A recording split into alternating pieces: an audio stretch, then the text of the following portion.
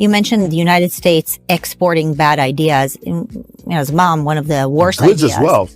Yes, but as a mom, The one of the best. things that really worries me that we're exporting here from the United States is this whole transgenderism movement. But coupled with intersectionality and DEI, is that something that you're seeing in Brazil as well? Yes.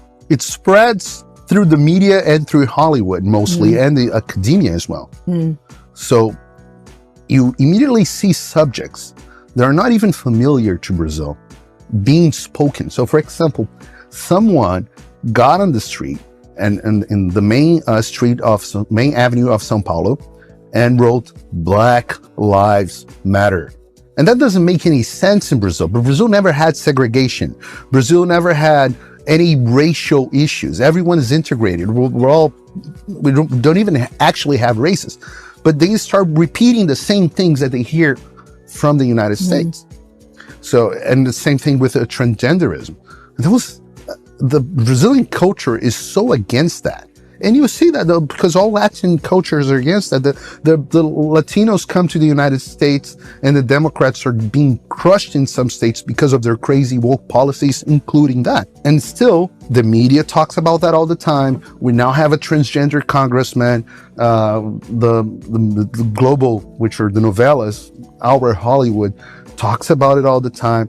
So it's a subject that's so weird for the general public, but for the elites, it's a way of signal virtue. Is this associated with the left in Brazil as well as it is here? Yeah, so it's a leftist kind of mentality. Yeah, the breakdown things. of the family and the upside down world, which is part of their plan.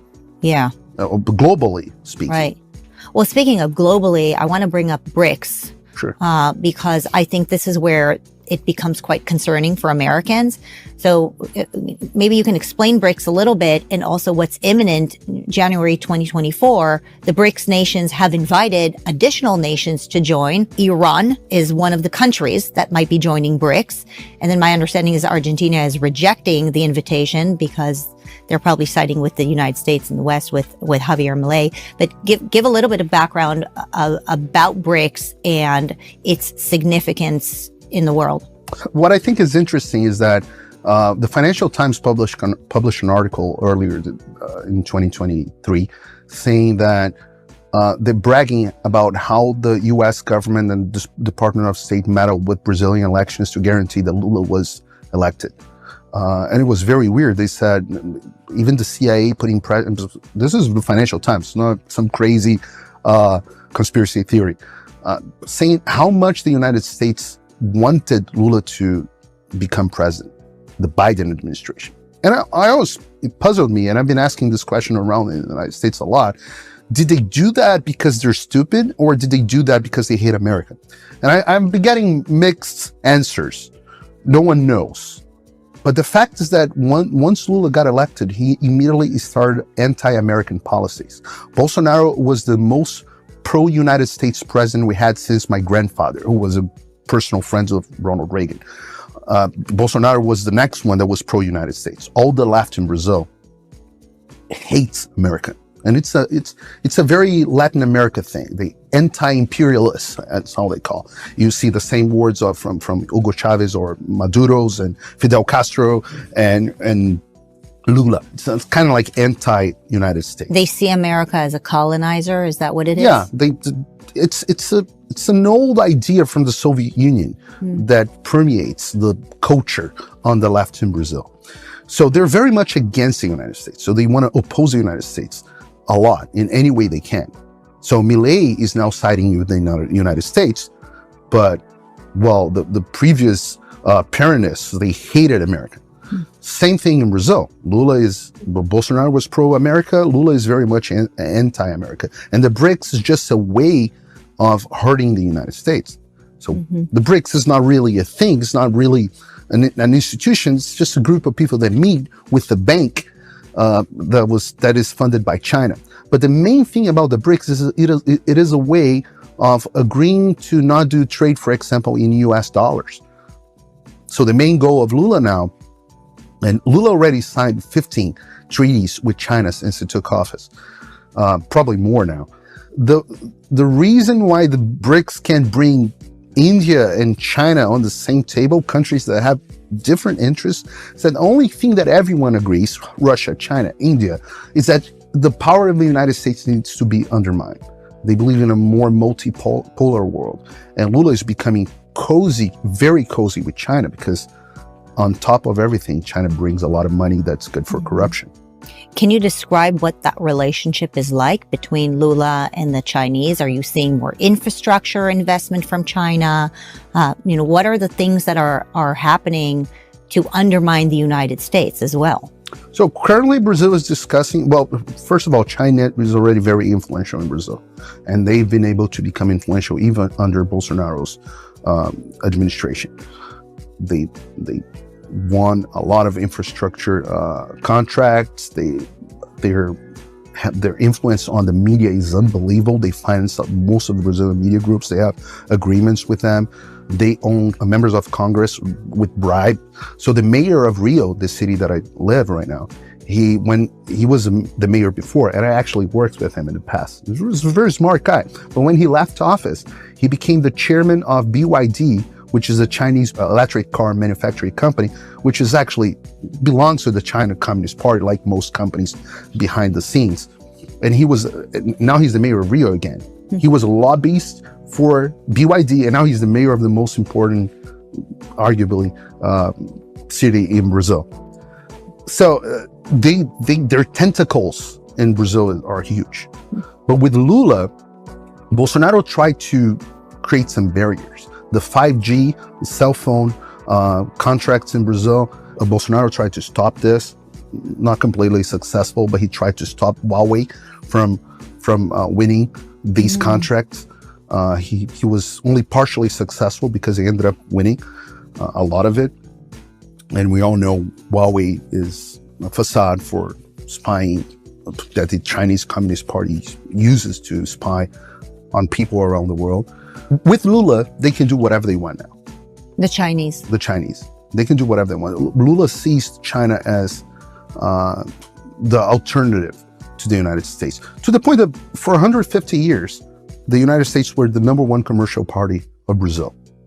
And then Lula, during his first term, China became number one. And now China does almost twice as much commerce with Brazil.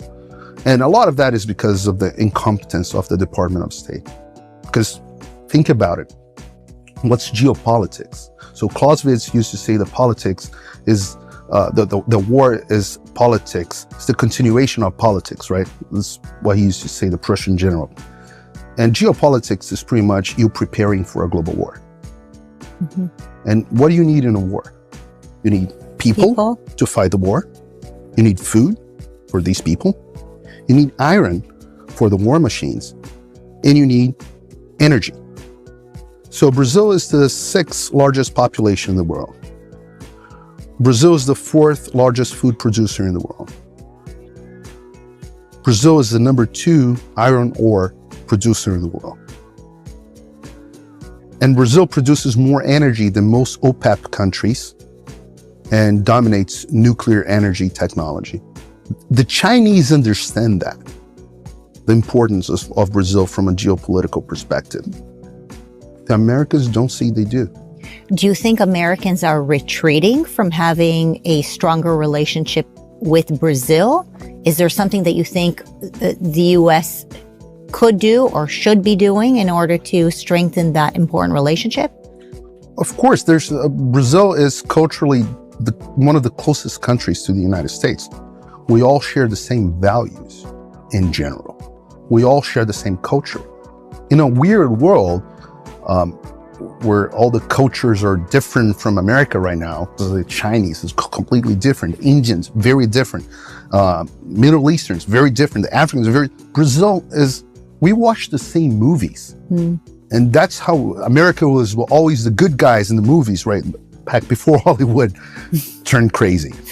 But culturally, Christians, we have a presidential system that's very much copied from the United States. So and the U.S. can have everything. So in this coupling process that the United States is doing with China, I think one lesson that the world learned is that doing commerce with China is not the same thing as doing commerce with the United Kingdom or Brazil, people that share your values. It's not the same. And I think the United States could do a lot more with Brazil. Well, let's say you want your pharmaceutical companies to be in China, or do you want them to be in Brazil? They could be in Brazil. We have the technology, we have the people, and have all that. And I think once we have an administration in the United States that loves America, that want the best for the American interests, they should look at Brazil as a possible partner. And I hope Lula will be gone by then. Two holes on both sides. That's part of the problem. What about Iran? What is Brazil's relationship with the Iranians? And if the Iranians do come to the table, which they seem like they are, joining BRICS, and what does that look like? Are the Iranians having a strong influence on the Brazilians now? Well, we had the Iranian ship docking in Brazil earlier in 2023. And why? Being resupplied, because Brazil let them. The Brazilian government let them. And they even threw a party on the ship. It was the weirdest thing in the world. But also Brazil inviting Iran. And that's all part of the anti-United States policy more than anything. Even the position against Israel is primarily a position against the United States. So the stronger guy, the most important guy on Lula's foreign policy, was, let me call it Lula's Anthony Blinken. He wrote the preface of a book exhorting the political importance of Hamas. There's a gentleman called Celso Amorim. The political importance of Hamas. Yes. So Lula, it's not new. The position of Lula anti-Israel is not new. So Lula's party was always openly against Israel and pro-Palestine, whatever that is. And that's where Brazil stands now. The foreign policy of Lula's administration is a disaster. Most of his policies are. The economy is not doing well. Brazil in 2020 is expected to grow 2.5% to 3% in 2023, which you would say, wow, this is good. No. It's because the agro-business, which the crops and all the meat and all that production in Brazil is going to grow 15%. And they represent 30% of the country's economy. But Lula is very hostile to the agribusiness in Brazil. So the rest of the countries, the manufacturing, the service, the construction, everything is going down the drain. What is your reaction to what is happening in Argentina right now? So you have a neighboring country that is pretty much taking the exact opposite on virtually every single thing that President Lula is doing in Brazil. What do you know about Javier Milei and his intentions? Well, I think his intentions are great because the Argentinians had enough. I hope we don't reach that point, because in Latin America, what we look at is that we look at Venezuela. And that's a destination we don't want to reach. Disaster. It's a disaster. And every country, and people in Brazil say, we don't want to become another Venezuela. So they know. They know. Brazil had received, hundreds of thousands of refugees from Venezuela.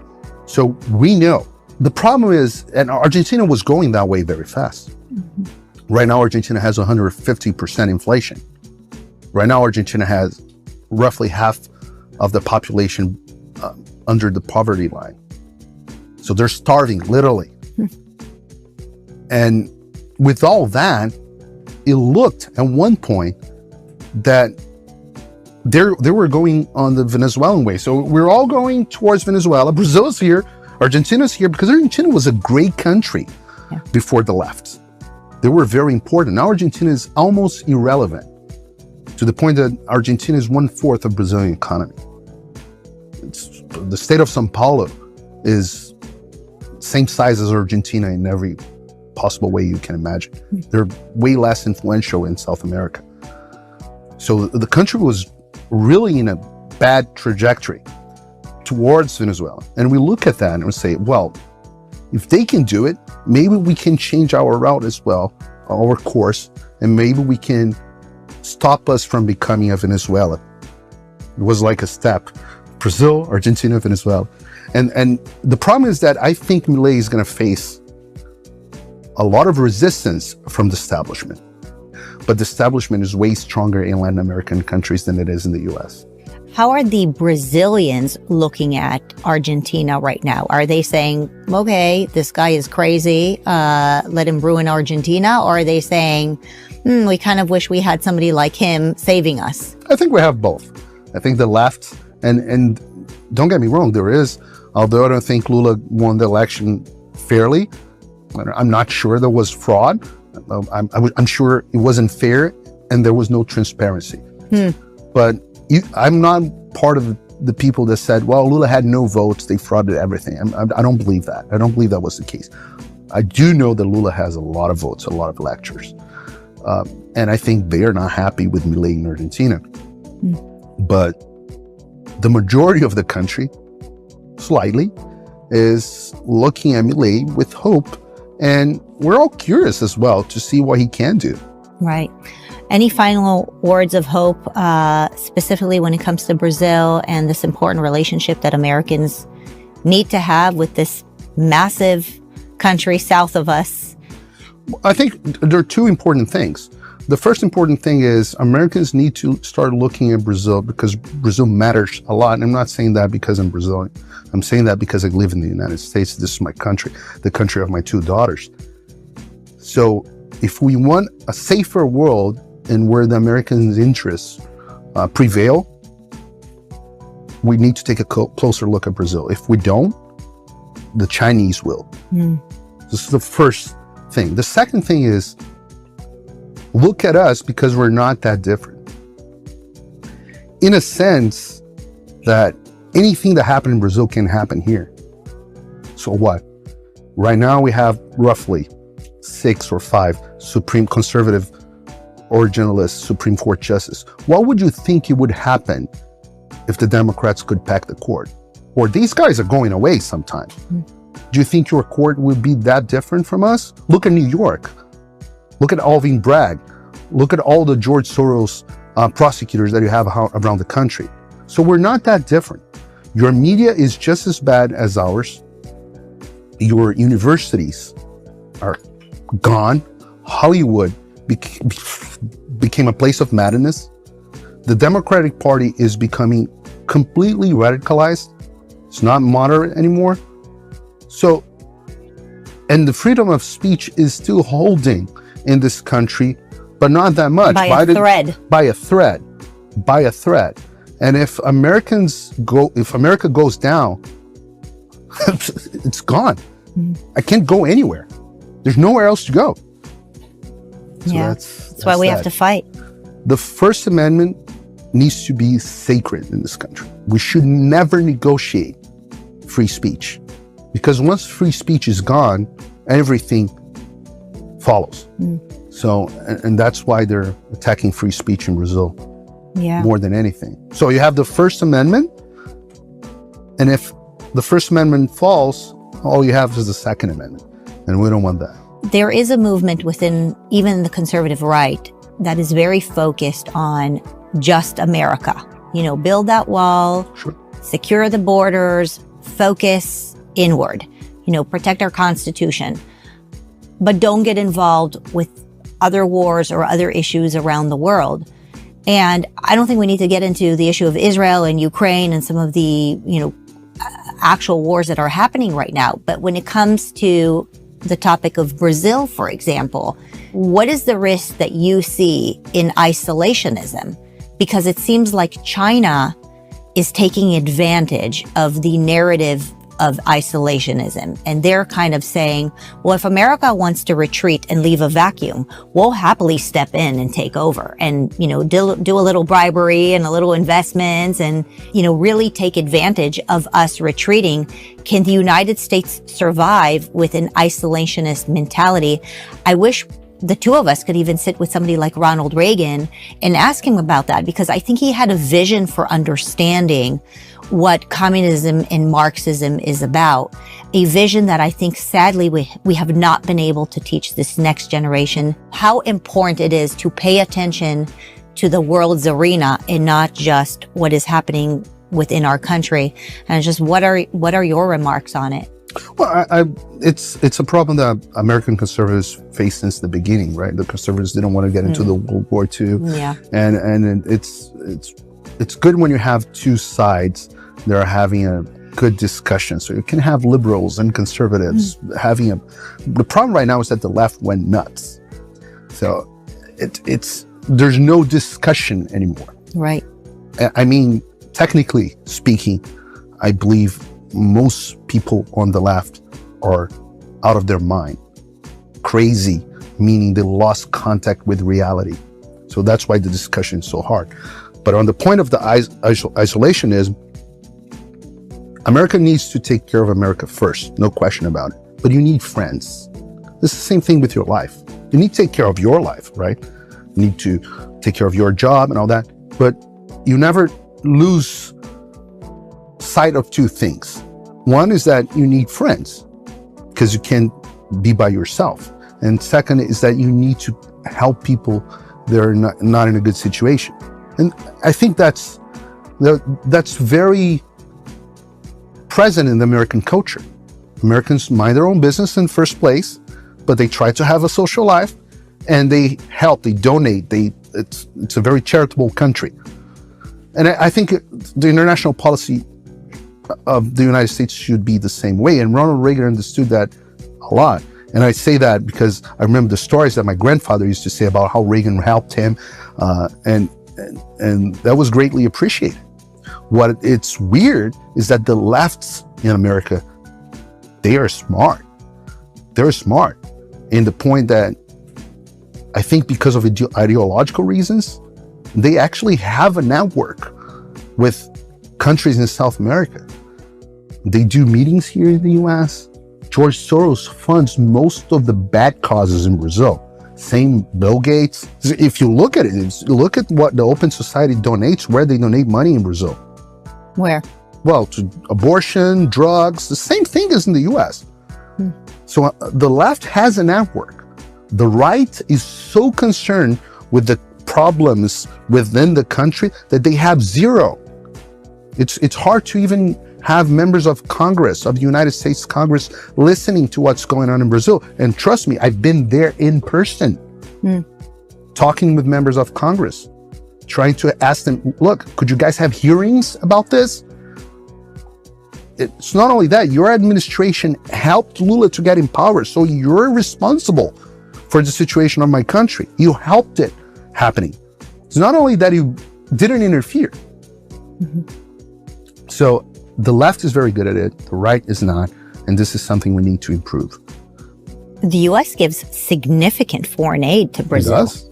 Do Brazilians know that? I mean, I'm sitting here as an American hearing that Brazilians are calling us imperialist and colonizers while we're sending them billions of dollars. I mean, comes across pretty ungrateful. The leftists do that. They hate America. And they will gladly take your money. But that doesn't mean they will like it. Or us. I should say like us, because I'm here. Right? It's my country too. Right. Well, the world is becoming a crazier place, but I appreciate sitting down with someone who can explain a little bit of it to me. And, we just need to keep fighting for freedom of speech. That's what it's about. Thing. Yeah. I think if America spreads bad virus, places like this are the ones producing the cures. Yeah. Congratulations. Appreciate you saying that. Thank you. Peraí, desculpe interromper esse vídeo, mas é que eu continuo censurado pelo STF. Além deles cancelarem o meu passaporte, congelarem todas as minhas contas bancárias e bloquearem as minhas redes, agora eles também querem proibir os meus vídeos no Brasil. Você pode continuar me acompanhando seguindo o meu segundo canal, que é o canal de cortes. E se quiser ter acesso a todas as minhas postagens para sempre, deve se inscrever no meu Locals, que funciona de uma forma parecida com o Facebook ou o Twitter. Todos os links estão aqui na descrição. Entra lá, senão você vai ficar desinformado e aí eles vão vencer. Façam o tal do triplo C. Curta, comenta, porque a integração do chat ajuda muito, e compartilhe. Você pode fazer essas 3 coisas que ajudam o algoritmo a aparecer. Mas eu não estou brincando não, pessoal. Dá uma paradinha agora de 1 segundo e clica no joinha, que às vezes a pessoa já está acostumada a ouvir isso. Não, é importante que você faça isso. porque se você não fizer, inclusive atrapalha o vídeo, parece que o vídeo é menos relevante.